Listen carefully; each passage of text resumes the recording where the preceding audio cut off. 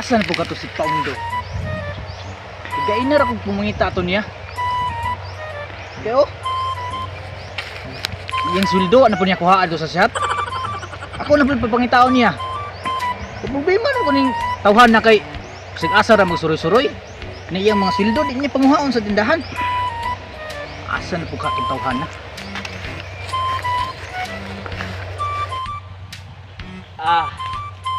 Kalami kay sa feeling nga mag-relax ka sa atong kayutaan, oy. Walay sasaw. Walay saba.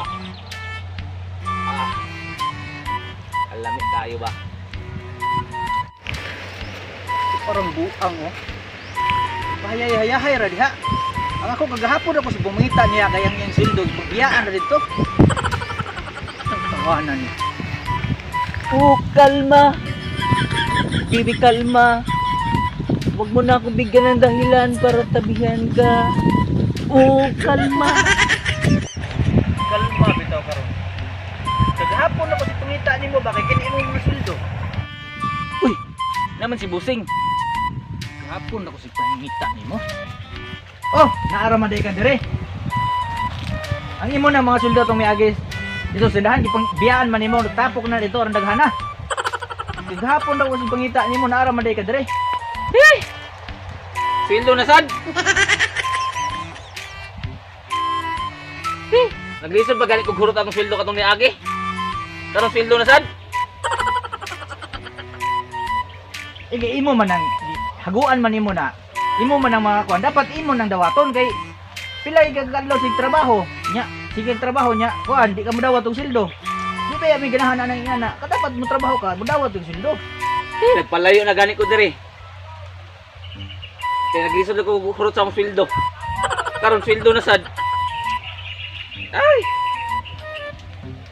Natural ka ng trabaho man kan ay gasuldo. Sweldohan gi ka permente. Ayaw mo nang ayaw paglikay-likay na imong sweldo kay kapoy si pangita sa imo ha.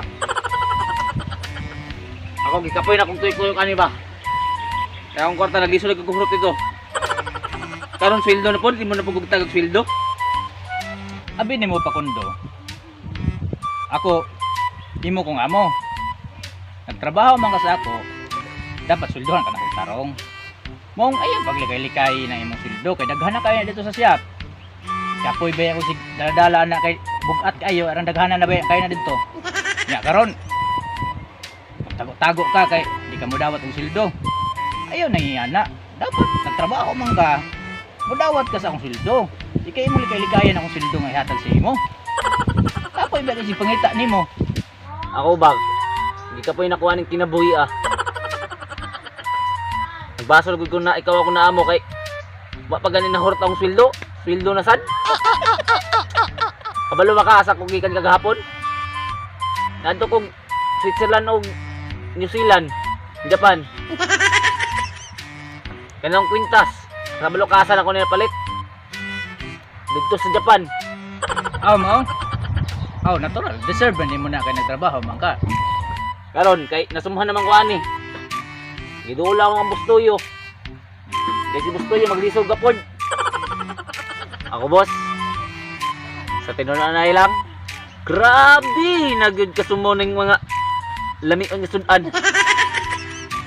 Kaya kung pamahaw, Jollibee. Paniud to, inasal. Kaya pa usahay nga kung grabe na gyud kasumo mo larga na lang yung taon kong Manila. Kaya dito ko mukaon. Grabe. Search ba ko sa Google asa kadapit pangitaon kay nag kuan kalikay-likay ka niya ihatag sa nga sweldo sa imo ha. Kapoy ba kay si kuan ana dapat ang trabaho man kag tarong imong dawaton ang sweldo nga tarong sa imo ha. Karon tagtaon.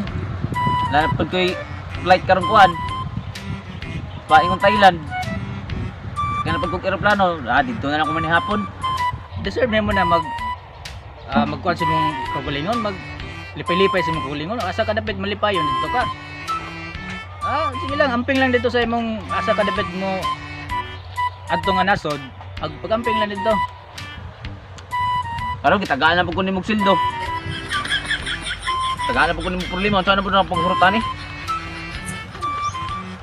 Nya, Tod, ug mapahon na ako atong imong nabilin nga sweldo to sa tindahan kay daghan to kayo. Saan to dito pasikot-kuton to ilaga dito.